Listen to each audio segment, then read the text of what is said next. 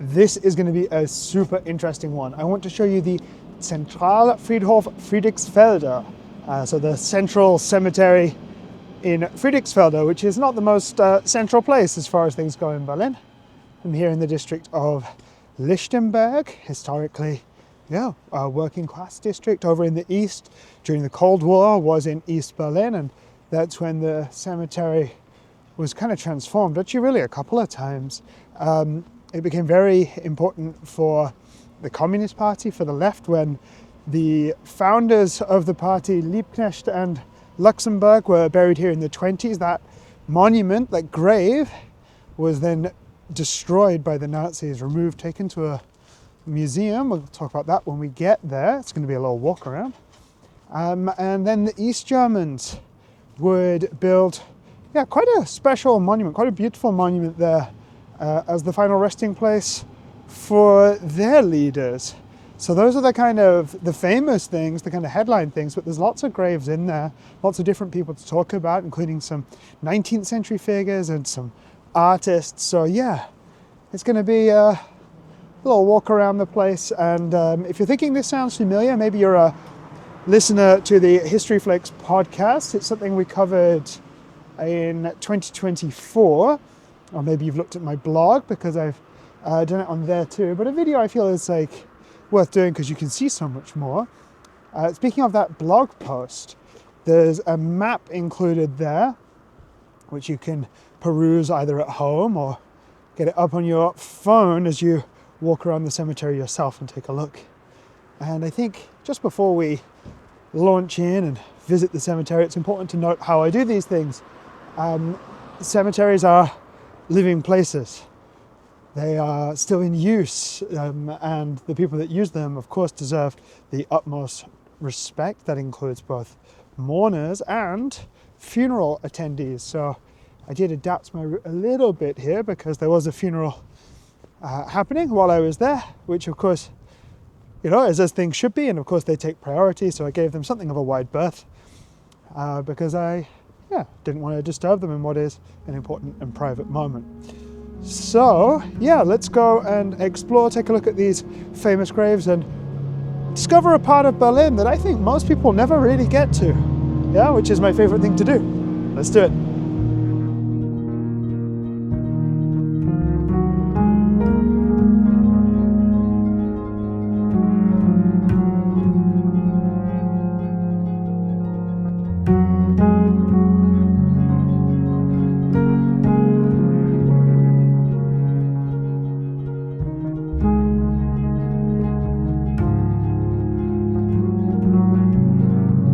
Welcome to the Zentralfriedhof Friedrichsfelde in the Berlin district of Lichtenberg, a very working class district in the east of Berlin and in former East Berlin when the Berlin Wall was up as well. When this cemetery opened in 1881, though, Lichtenberg was not in Berlin. It would only become part of the city with the Greater Berlin Act of 1920. Now, because it's in a working class district, there are a lot of important working class figures here, figures of the left and artists as well. The first one I want to show you, though, was very much a man of the establishment, Hermann Mestig, buried here with, I assume, his wife.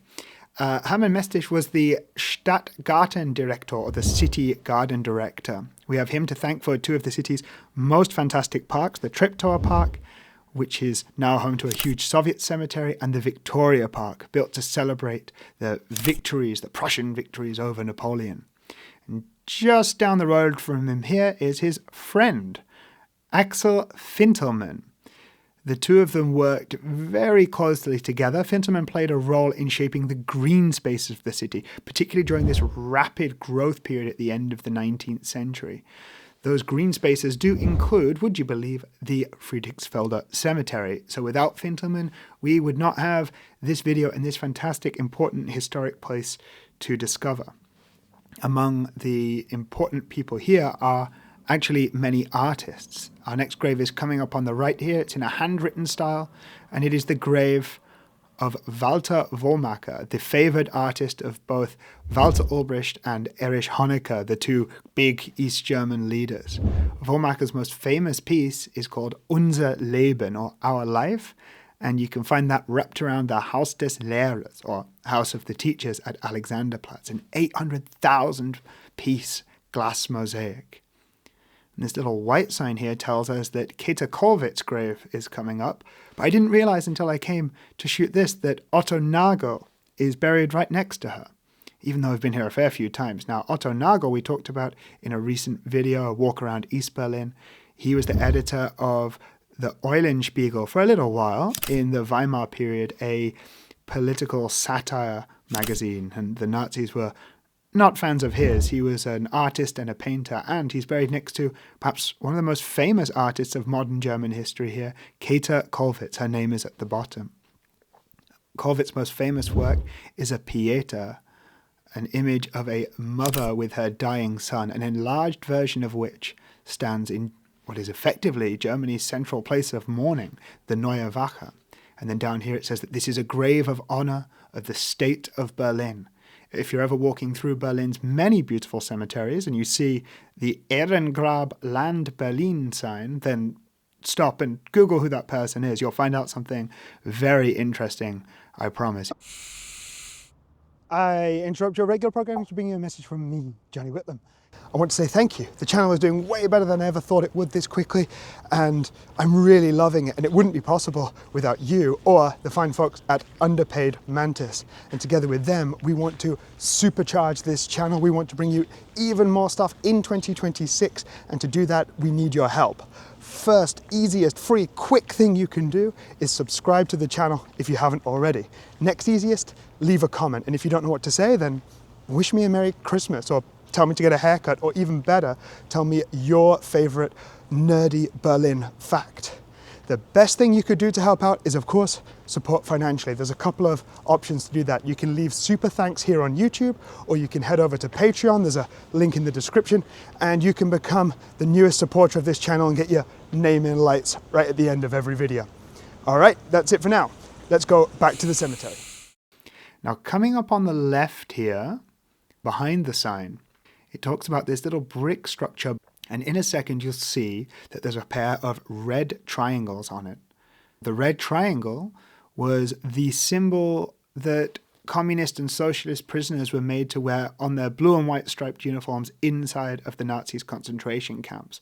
This red triangle became a very important motif in East Germany, which of course viewed itself only as victim of the Nazis, not as perpetrator, which in some regards is of course true, but obviously the truth is a little bit more nuanced than that.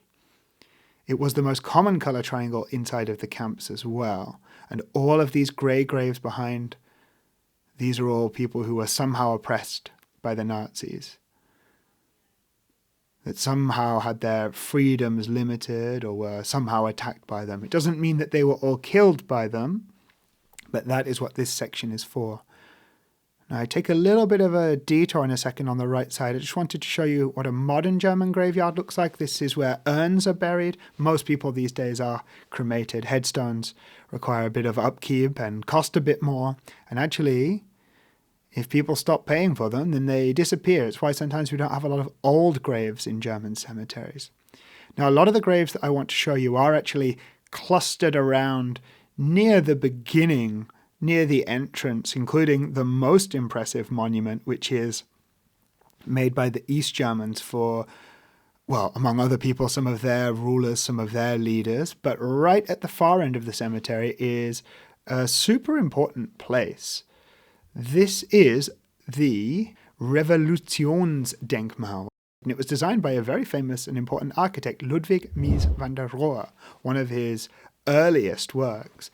And it was erected in 1926, commissioned by the Communist Party of Germany, and it was built to honor Karl Liebknecht and Rosa Luxemburg and other victims of the 1919 uprising. In January of that year, the Communist Party decided that the revolution that had taken place at the end of the First World War was not quite revolutionary enough. They wanted a government made up of workers' councils. Of course, known as Soviets in Russian. And they made their feelings known in a loud and violent way on the streets of Berlin, only to be shut down by the establishment, by the military, including groups that would later align themselves with the fascists. We can see Wilhelm Pieck there. He would become the first president of East Germany. And where we see the star with the hammer and sickle, that's Mies van der Rohe's design. And why isn't it there today? Well, because the Nazis took it away. They took it away, they packed it off to a museum, and later it was destroyed. And even in East Germany, it was not rebuilt. They built a different monument to take its place. We can see the brown shirts there admiring part of the monument in the museum there. And this is where it used to stand at the end here. And these little stones on the left should have people's names on. And they're quite hard to read, and I found that somebody had scratched Rosa Luxemburg's name on with a stone there, and it's quite hard to tell from this image, but you can see a faint outline of letters on this stone, but mostly I do appreciate it is very, very difficult. And on this metal relief at the end, we have an image of what the original Revolutionsdenkmal would have looked like. The word Denkmal in German simply means memorial. It's something that you see a lot throughout Germany, although one might also call this place an Ehrenmal, a place of honor. Of course, as you can see from the signs, the word Denkmal is used.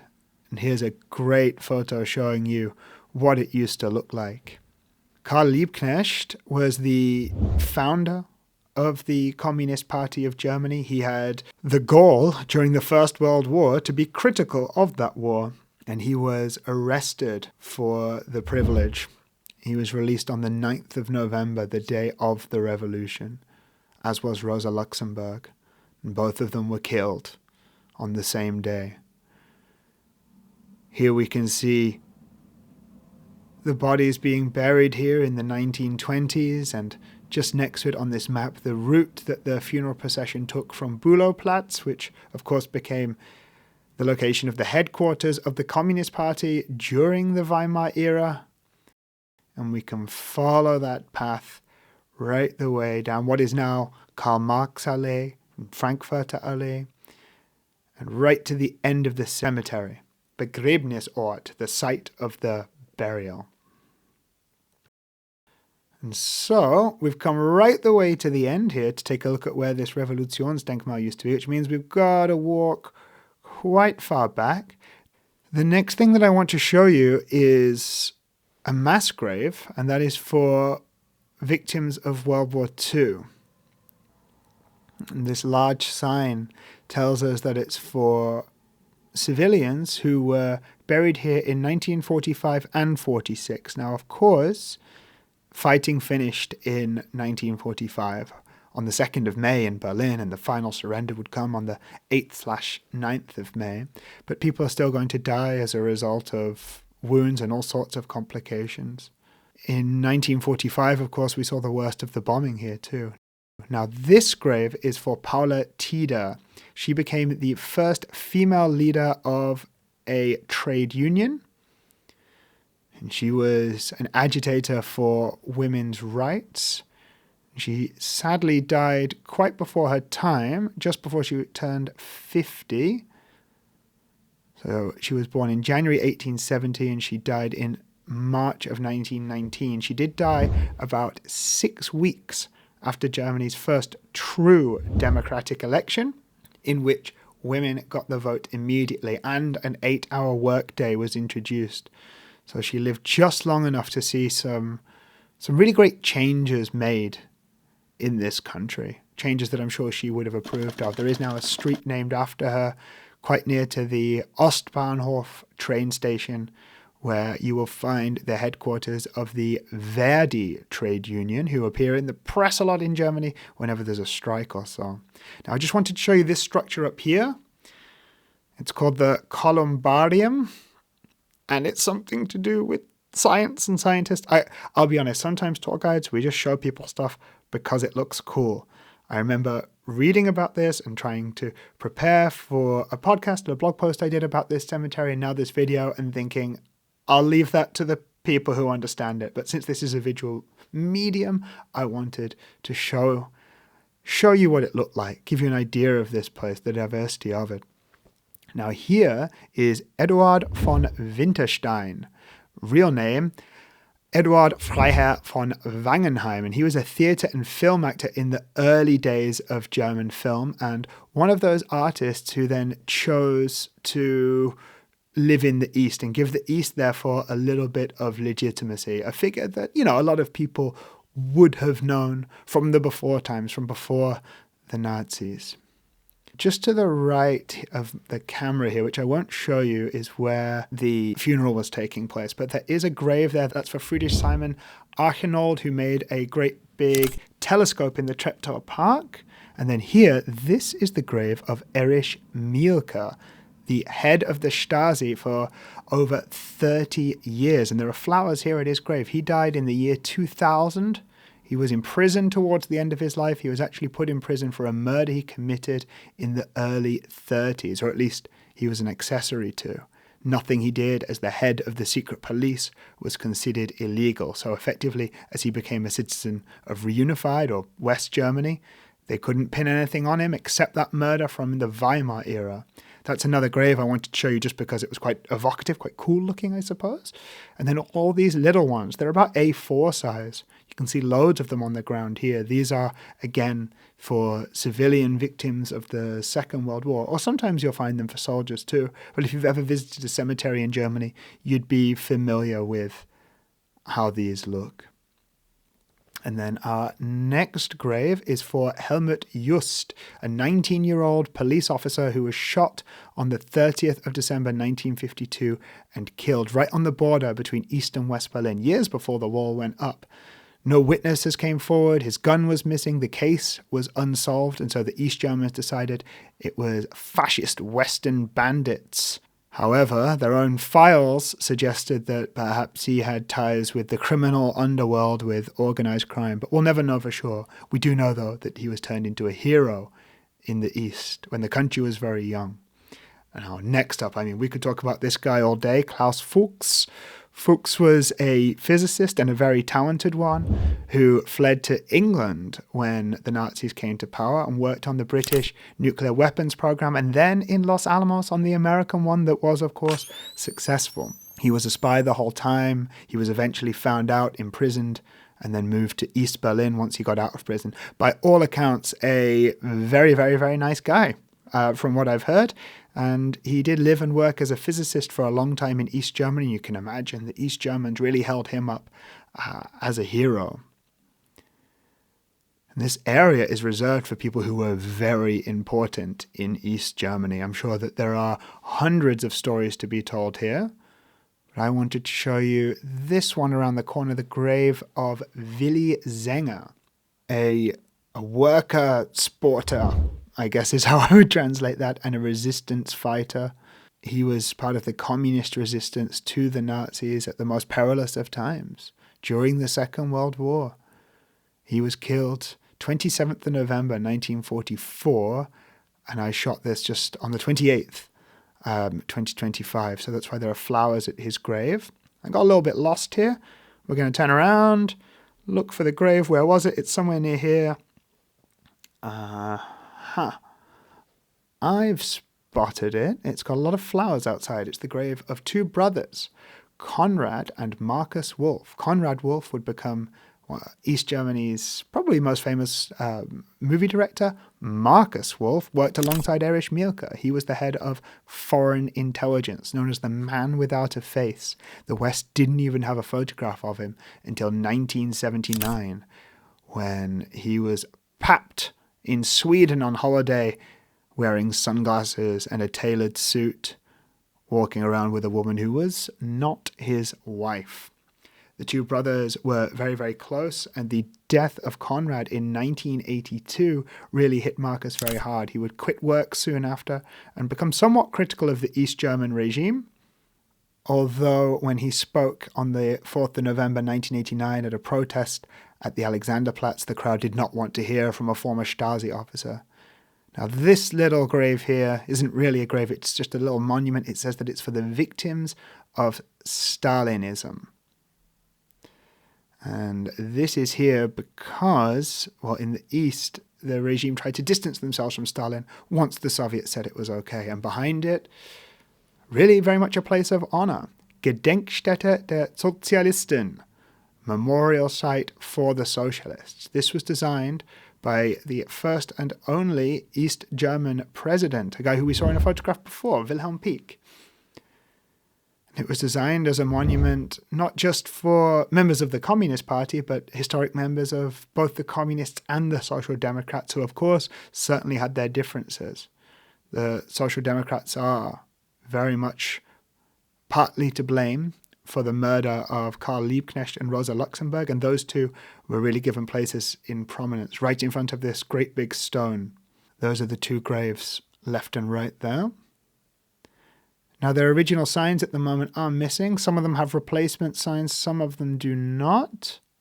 Liebknecht and Luxemburg are not necessarily buried here, but these are representative graves. This site was an act of nation building, really, for the East Germans. The ruling party of East Germany, the SED, was supposedly a mixture of the Social Democrats and the Communists. Walter Ulbricht, Wilhelm Pieck, they are buried here as well. Honecker is not here. He died after the wall came down. He wouldn't be given a kind of place of honor like this. I do think it's mad that Walter Ulbricht has such a place of prominence in Berlin today, though. I mean, it is under Ulbricht that the Berlin Wall went up. He is one of the most notorious citizens of this wonderful city. Around the edge are various important figures as well. The tall one there is for Paul Singer. And then coming up, we have Hugo Haase in the center. Haase was the leader of the minority SPD, leader of the faction of the Social Democrats who opposed the First World War illegally during the war. And one of the founding members of the SPD we have here is Wilhelm Liebknecht, father of Karl Liebknecht, the founder of the Communist Party, who was named after Karl Marx. And so there are, as you can tell, many, many, many more graves here, many more stories to tell. Perhaps we'll have to do a special just on this area one day. Oh, this is the podium where the site was opened. East Germany loved one of these. You can find quite a few of them all across the country. You can imagine the crowd of people out here. This kind of celebration they would have felt as well, that they finally have their monument after it was taken from them, after the Nazis destroyed it. It's been a while since I've done one of these little walk around a cemetery videos. If you want to find out more about this, about all of these people, there's the podcast I recorded about it that will be linked down below. I also turned this into a blog post. And like I said, that blog post includes a map if you want to use that to come here yourself and find your way around. And if you give it a go, drop me a message and tell me whether or not you enjoyed it. Thank you very much for watching, and I'll see you in the next one.